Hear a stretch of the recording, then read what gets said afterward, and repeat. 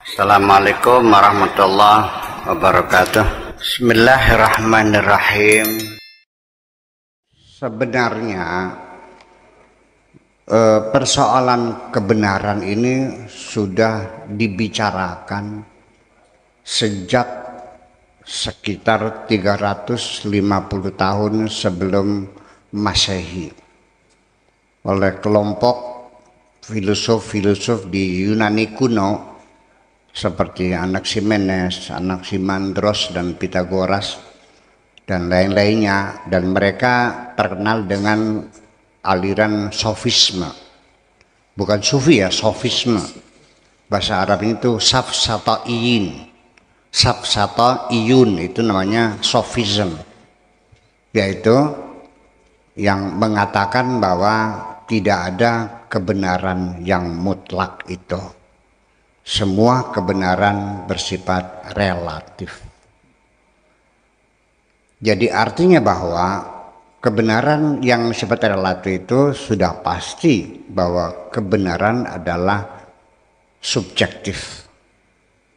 Ya, tidak ada kebenaran yang objektif, semuanya adalah subjektif. Pak Tato, saya dan Pak Afkar melihat sesuatu. Masing-masing penilaiannya berbeda-beda, mungkin bertolak belakang. Umpamanya seorang perempuan sajalah. Pak Tato bilang cantik sekali, saya bilang jelek sekali. Pak Afkar bilang sedang saja. Yang mana yang benar? Semuanya benar. Jadi yang mengatakan cantik sekali ya benar menurut Pak Tato. Yang bilang jelek sekali juga benar menurut Buya Syakur. Yang bilang sedang Pak Tato ya benar. Jadi cantik sekali benar, jelek sekali benar, sedang juga benar. Jadi kalau yang sedang benar menurut siapa? Jadi kebenaran menurut Pak Afkar, benar menurut Pak Tato, benar menurut saya. Jadi mana yang benar? Ya benar semua. Itu sifatnya subjektif. Itu menurut aliran sofism ya, yang dipimpin oleh Anaximenes dan Anaximandros. Nah, kemudian muncullah setelah itu ya kelompok filosof-filosof yang sejati sebagai antitesa terhadap kebenaran yang subjektif itu. Yaitu tokoh-tokoh besarnya kita kenal semua, yaitu Aristoteles, Socrates, dan Plato. Aflatun ya, Aristoteles, Aflatun, dan Aflatun itu Plato ya. Nah itu mereka sebagai antitesa bahwa kebenaran mutlak itu ada. Tetapi yang tahu mutlak itu hanya kebenaran Tuhan. Manusia tidak akan pernah mencapai kebenaran yang mutlak. Kita paling hanya mendekati kebenaran. Iya kan? Iya. Sekarang orang menilai saya itu beragam sekali. Dan itu semuanya benar. Ada yang bilang saya medit, ada bilang Buya Syakur itu nggak bisa apa-apa, ada yang bilang Buya Syakur itu intelektual, ada yang bilang sufi, ada yang bilang sebagai budayawan, ada yang bilang sebagai dukun, ada. Malah itu banyak orang yang mendapat kesadaran palsu, yang hal berat ya, ada kesadaran palsu. Dia sadar tapi palsu. Dia bercerita tentang Buya Syakur. Isinya menjelek-jelekan saya, orangnya bedit, tukang nipu, ya ngomongnya mah pinter tapi hanya pandai beroras, berretorika, ya kan gitu. Yang pikirannya itu alirannya nggak jelas, Ahmadiyah bukan, Muhammadiyah bukan, NU bukan, juta gitu. Dengan saya menceritakan Buya Syakur, saya nanya, kamu kenal nggak orangnya? Wah kenal banget, saya tahu persis kok. Ngomongnya dengan saya. Jadi dia berimajinasi seolah-olah dia itu sudah betul kenal saya, betul. Nah, andaikan saya katakan, ya ini saya orangnya, pingsan kan dia? Iya. Tapi saya tidak, saya manggut-manggut aja. Oh begitu ya, oh jadi orangnya medit ya. Enggak itu. Seperak aja nggak pernah keluar tangannya itu. Ya udahlah, nggak salah. Terus mana? Itu kejadian sehari-hari. Jadi Anda sendiri juga ketika Anda mengatakan ini yang benar, ntar dulu itu barangkali kesadaran palsu. Yang jelas adalah kita melihat segala persoalan itu dari berbagai perspektif yang berbeda-beda, sudut pandang yang berbeda-beda. Maka ketika ada dua orang yang penilaiannya bertentangan, itu jangan dulu kita mengatakan bahwa itu arah paradoks, ya, atau kontradiktif.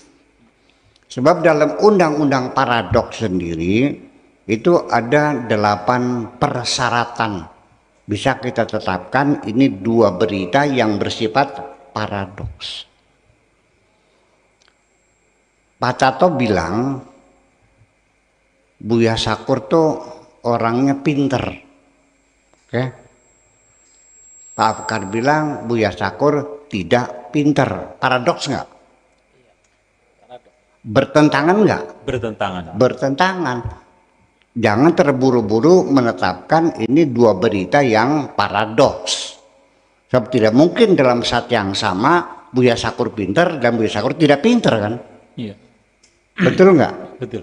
Apabila ada dua hal yang paradok, maka ketentuan hukum secara filosofisnya yang pasti yang satu benar dan yang satu salah.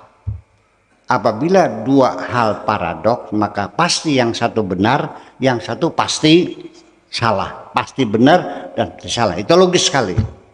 Tetapi sebelum kita mengambil keputusan semacam itu, coba kita periksa. Ada kesatuan waktunya enggak?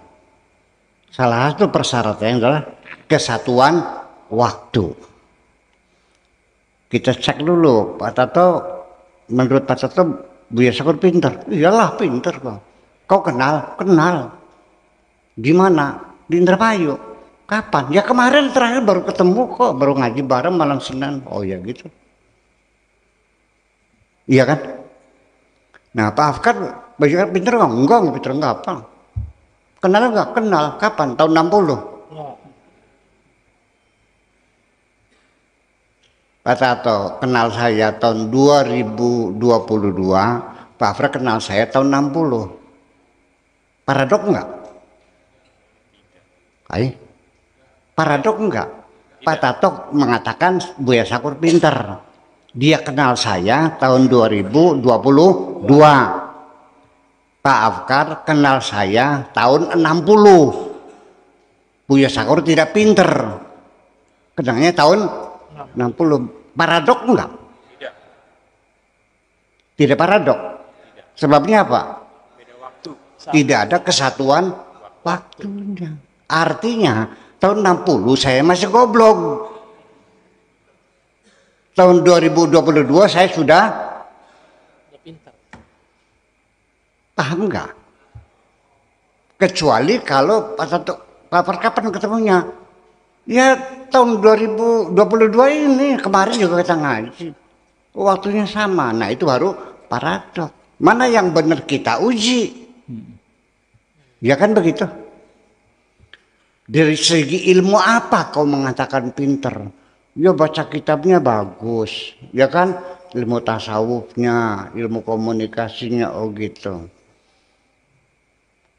Pak Afkar bilang, nggak pinter, Buya Sakur nggak bisa nyetir kapal kok.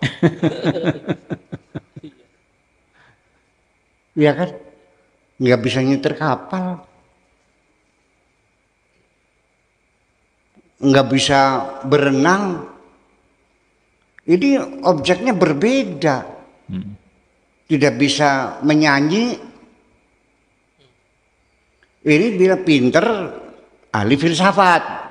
Buya Sakur nih. Pak Afkar bilang Buya Sakur tidak pinter karena nggak bisa berenang, tidak bisa nyetir kapal. Bertentangan enggak? Enggak. Nah itulah yang jadi persoalan. Ini kejadian sesungguhnya. berita itu benar atau tidak. Saya dapat SMS, bunyinya innalillahi wa inna ilaihi rajiun. Bapak Haji Sulaiman, kakaknya Haji siapa tuh ya? Haji Yunus. Bapaknya Haji Yusuf. Haji Sulaiman, kakaknya Haji Yusuf meninggal dunia. Oke. Ini teman saya, Haji Sulaiman Pasar tuh, anaknya Haji Limun. Ya, itu. Saya pun datang, ya bawa uang, saya amplop, takziah kan gitu. Datang ke sana lagi ngopi orangnya. Berita itu benar nggak? Salah. Enggak salah, benar. Benar. Dia membicarakan berita yang benar. Yang mati Haji Sulaiman, benar mati. Adanya namanya Haji Yusuf, benar Haji Yusuf. Tapi bukan Haji Sulaiman kertas maya, tapi Haji Sulaiman duku jeruk. Jadi ketika orangnya berbeda, paradok enggak? Enggak. Iya, objeknya berbeda, subjeknya berbeda, circumstancesnya berbeda, time-nya berbeda, ya tidak paradok dong. Itu yang jadi persoalan. Jadi kita dalam berpikir mesti cermat sekali.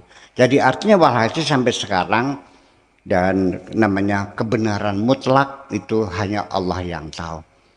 Kenapa demikian? Karena kita tidak bisa melihat sesuatu dari berbagai sudut pandang. Kita hanya bisa melihat sebagian saja. Kita manusia dan kita melihat manusia. Apa yang kita manusia, hakikat manusia, mahiyatul insan. Itu kita tidak bisa melihat segala sisi. Masih banyak hal-hal yang inkognito, yang tidak kita kenali.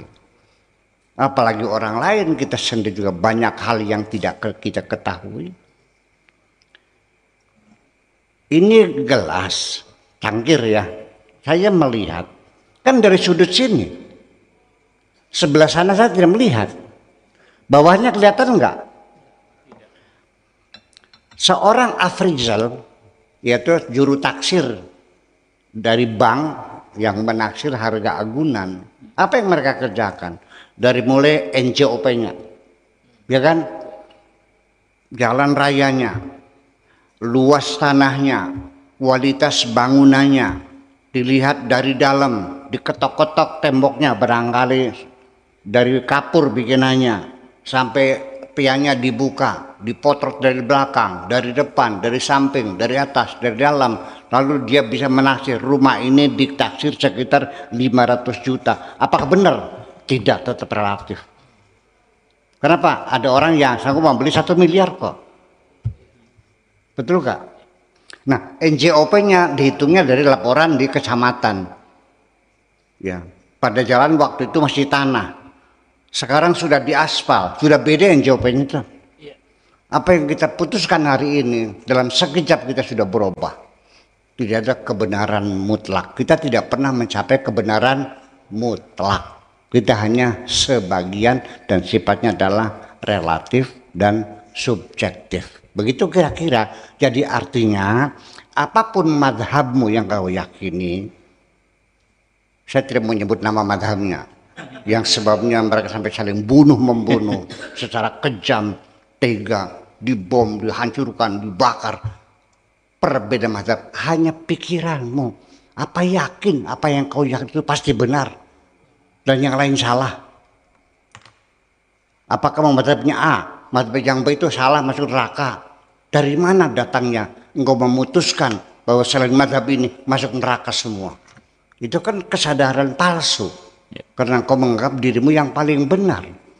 Dan sulit engkau mengandai bahwa ada orang lain juga bisa benar. Nah, ini persoalannya. Jadi kebenaran ini sangat meluas sampai mewarnai kehidupan kita. Kalau kita yakin bahwa kebenaran itu relatif dan subjektif, saya kira kita memberi peluang orang lain juga bisa benar kok. Betul nggak? Kalau kita meyakini ini yang benar, ujungnya menyalahkan yang lain. Kembali lagi, makanya kalau kamu ingin belajar benar, pesan saya pertama, jangan pernah ngerasa benar. Karena orang yang ngerasa benar itu sudah tidak benar. Orang yang benar itu selalu merasa bersalah. Apalagi kalau kamu ngerasa paling benar sendiri. Itulah makhluk Allah yang paling tidak benar sendiri.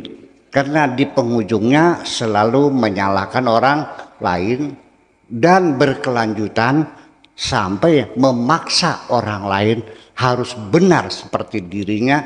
Inilah dari pemikiran benih awal virus pertamanya tindak kekerasan radikalisme adalah karena merasa dirinya paling benar sendiri. Terima kasih.